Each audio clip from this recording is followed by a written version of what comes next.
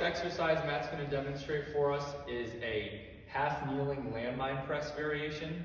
This is our upper extremity exercise that I selected for Matt. Matt would really benefit from this exercise because this is a great exercise for strengthening the muscles of the shoulder as well as focusing on good scapular and shoulder stability. Because Matt's a pitcher, his shoulder undergoes a lot of stress while he's pitching, and this is going to be a great exercise to help him strengthen those muscles.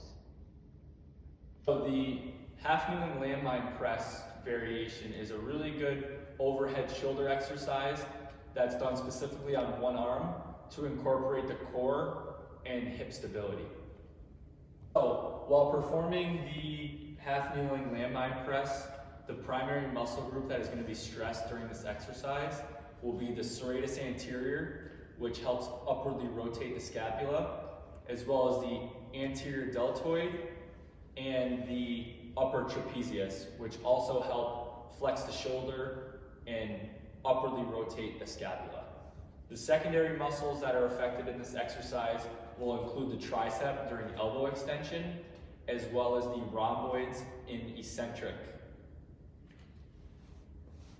All right, so in order to perform or coach this exercise, I'm going to first have Matt get in the starting position, which will include the half kneeling portion of this exercise.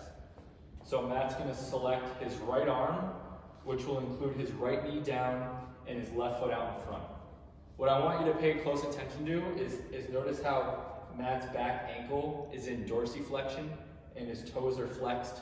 This will allow him to actually grab the ground with his foot, and this will also add some added stability into his hips and his core.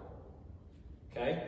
Then once Matt is in a good starting position, which will feature his scaps retracted, his core engaged, his hide facing forward, I'll then give him the green light to go ahead and grab the weight. So Matt will raise the weight up at about shoulder height. Notice he has a good neutral grip in his wrist.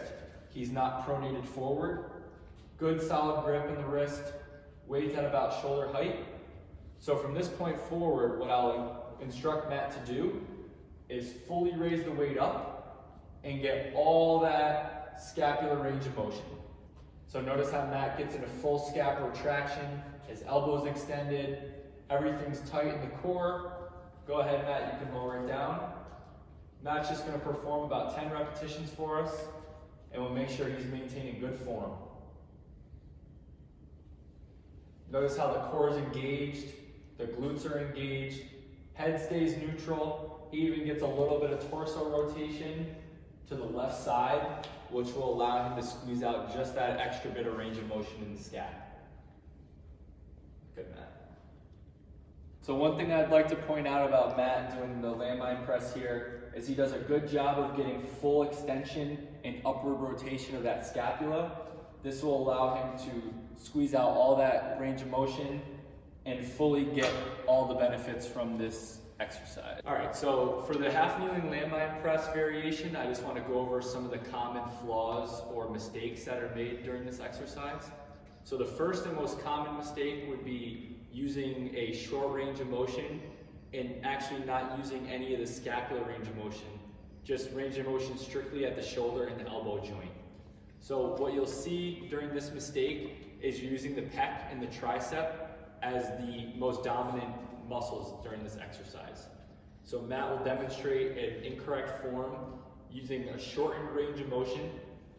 Notice how the scapula doesn't really rotate much and all the motion's coming from the elbow and the shoulder.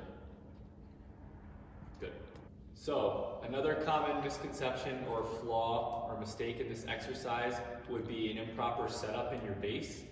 So what you'll notice here is Matt, his ankle is in full plantar flexion. What I don't like about this is it doesn't give him much stability in his lower half, right? So if you think about the kinetic chain, right, everything works up. So if you don't have a good solid base at your ankle, that will lead to instabilities at the knee, hip, and all the way up through the core and the shoulder.